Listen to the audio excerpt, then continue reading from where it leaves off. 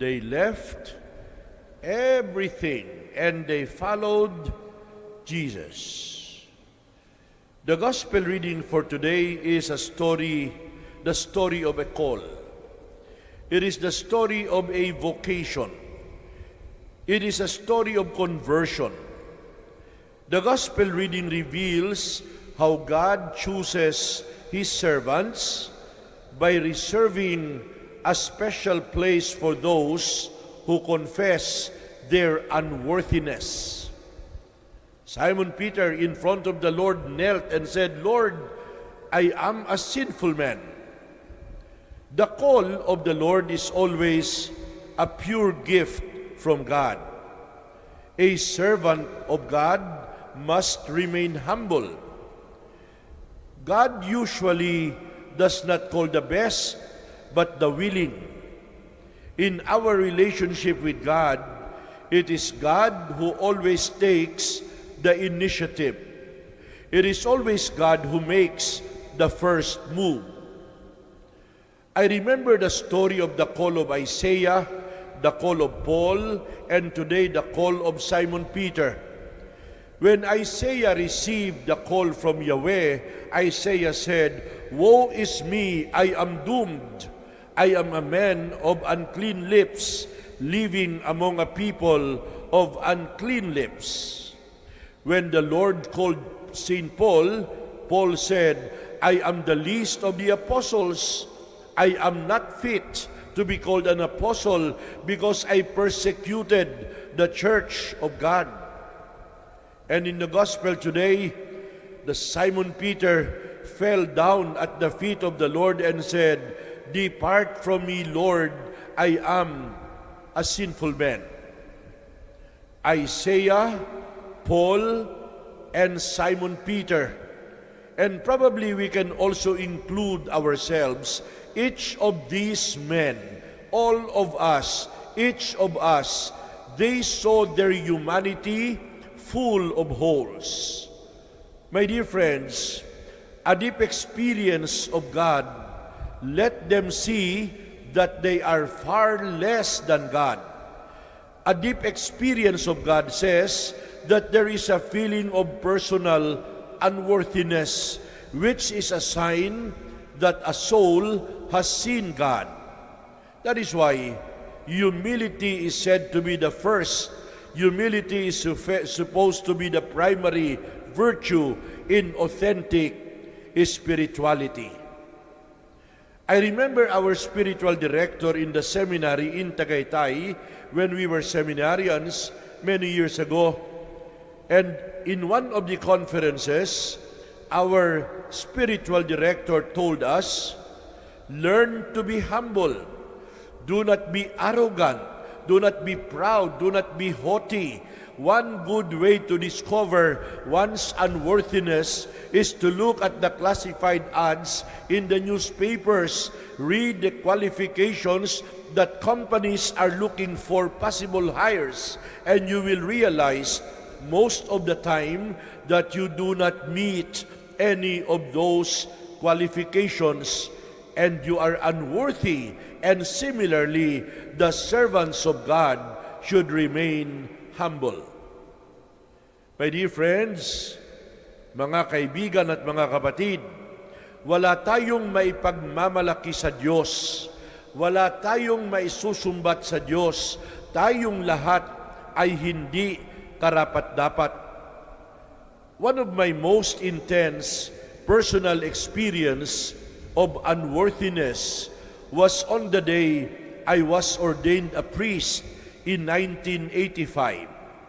I remember in one of the highlights during the ordination mass, I saw myself teary-eyed. I was crying.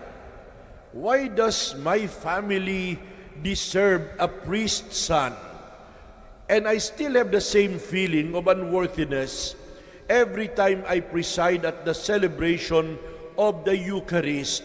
There is a persistent feeling of unworthiness, a persistent feeling of incompleteness, a persistent feeling of inadequacy before a God who is enough, before a God who is complete.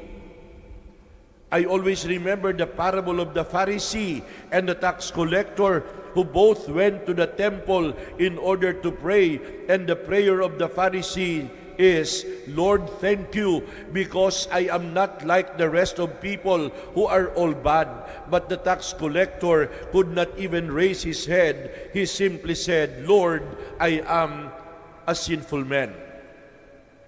My dear brothers and sisters, there are times when we receive communion in a state of sin, and we also feel unworthy because we are not in a state of grace. In today's gospel, Jesus tells Simon Peter, take the boat into the deep water, let down your nets again. But Simon Peter is weary, and he said, Master, we have worked hard all night, we caught nothing. And these are the weary words of a veteran fisherman who know how frustrating the sea could be. But in spite of the frustration of the night-long work, Simon Peter's willingness to follow the instruction of Jesus to put the nets into deeper waters prepares for a miracle that is about to happen. And what follows is the miraculous catch of fish. A whole school of fish is training the nets and the boat to the breaking point. And it is at this point when Simon Peter sinks to his knees in awe before this mysterious figure of Jesus.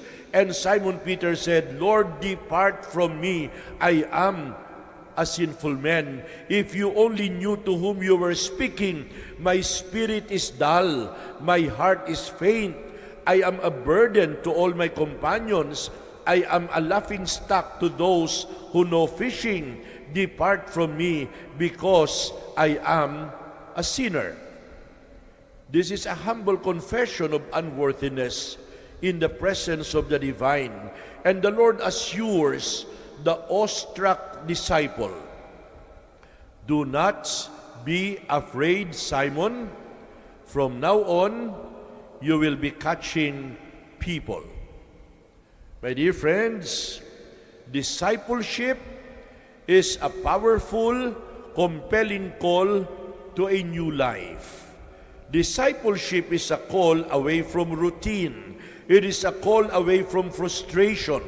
Discipleship is a call to a new purpose and mission. The flame never went out. The presence of the Lord has never waned.